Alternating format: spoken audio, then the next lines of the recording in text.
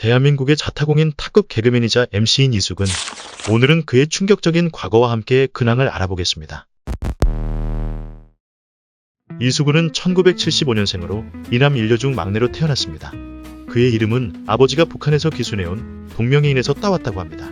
신문에 대문짝만하게 실려있는 기사를 읽고 그의 영화 같은 인생사에 감명을 받아 훗날 유명해져 이름을 떨치라는 뜻에서 아버지가 붙여주셨다고 합니다. 이수근은 KBS 개그맨 18기 특채로 데뷔했습니다. 개그 콘서트 고음불가 코너로 당시 최고의 인기를 달리고 있었지만 본격적으로 이름을 알리기 시작한 것은 1박 2일이라는 버라이어티 예능에 출연하고부터입니다. 대체불가한 입담으로 미친 존재감을 드러내며 이후 신서유기 아는 형님을 통해 최고의 인지도를 찍고 자타공인 탑급 개그맨이자 MC로 우뚝 서게 됩니다. 2005년 이수근은 당시 매니저와 함께 20대 여성을 성폭행한 혐의로 구속됩니다. 둘은 성인 오락실에서 만난 여성에게 술 한잔 하자며 접근했고 여성의 오피스텔로 자리를 옮겨 2차로 술을 마셨다고 합니다.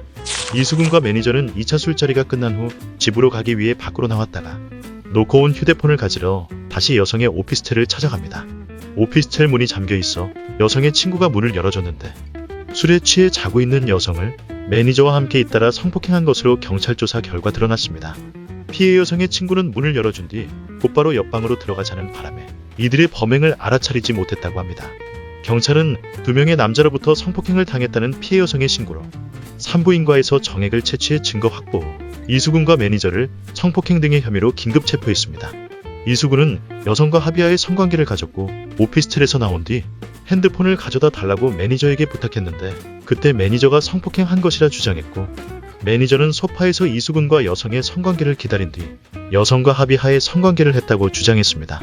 그에 반해 피해 여성은 이수근과 매니저가 동의 없이 강제적으로 성폭행한 것이라고 진술한 바 있습니다.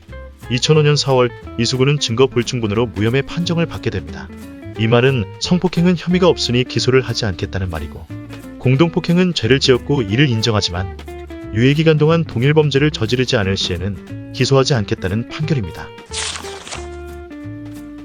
2013년 이수근은 상습 불법 도박으로 집행유예 2년을 구형받습니다. 자신의 불행한 가정환경을 이유로 선처를 호소해 많은 누리꾼들의 질타를 받았습니다. 한 매체는 이수근과 탁재훈 등이 해외 원정도박 수사와 관련해 경찰에 성접대와 청탁을 한 정황을 검찰이 포착했다고 보도했고 이에 이수근 측은 집에서 자숙중으로 전혀 근거 없는 이야기다 라며 부인했습니다. 이후 이수근은 1년 6개월간의 자숙기간을 갖고 SNL 코리아로 복귀하게 됩니다. 최고의 주가를 달리고 있던 2008년 이수근은 12살 연하인 박재현 씨와 식을 올립니다. 아내 박재현 씨가 20살 때 개그맨 박준영의 스타일리스트로 실습을 나왔는데 이에 이수근이 첫눈에 반해 6개월 동안 쫓아다녀 결혼에 골인을 하게 됩니다.